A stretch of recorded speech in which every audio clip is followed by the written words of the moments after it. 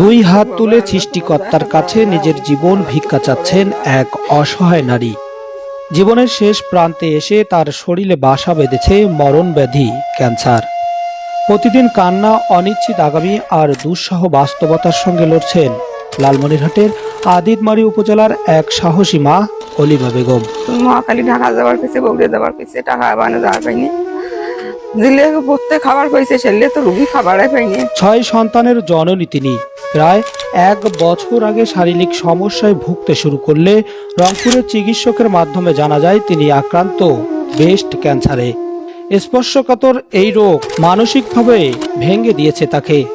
চিকিৎসকরা জানিয়েছেন বাঁচতে হলে ঢাকার মহাখালীতে উন্নত অপারেশন প্রয়োজন। এতে খরচ হবে প্রায় 3 থেকে 4 লাখ টাকা।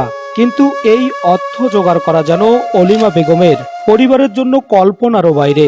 তিস্তা নদীর ভাঙ্গনে এর মধ্যে 12 বার বসত বাড়ি হারিয়েছেন তারা। শেষ সম্বল হিসেবে রয়েছে মাত্র 4 শতক জমির উপর দাঁড়িয়ে থাকা ভাঙ্গা টিনের ঘর।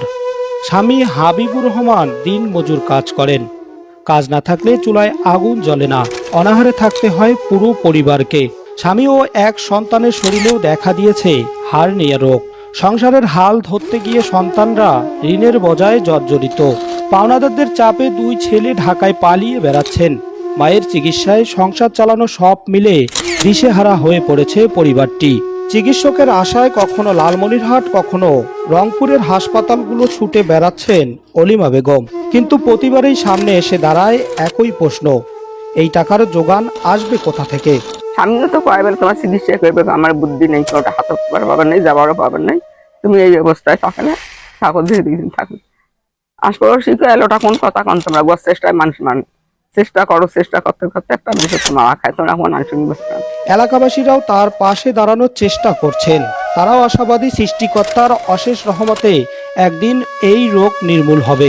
একই সঙ্গে সমাজের বিত্তবান মানুষ ও সরকারের কাছে অলিমা বেগমের চিকিৎসার জন্য আর্থিক সহায়তার আবেদন জানিয়েছেন স্থানীয়রা। যে একটা ঔষধ করবে কি কোনো চেষ্টা করবে, কোনো উপায় নেই। বন্ডার উপর যদি তোমরা কিছু দয়া করেন, হ্যাঁ, যদি ভালো হইলে তো তোমারও ভালো হইলে হয়। এক মায়ের জীবন হয়তো আপনার সামান্য সহায়তায় হয়ে উঠতে পারে নতুন জীবনের আশার আলো।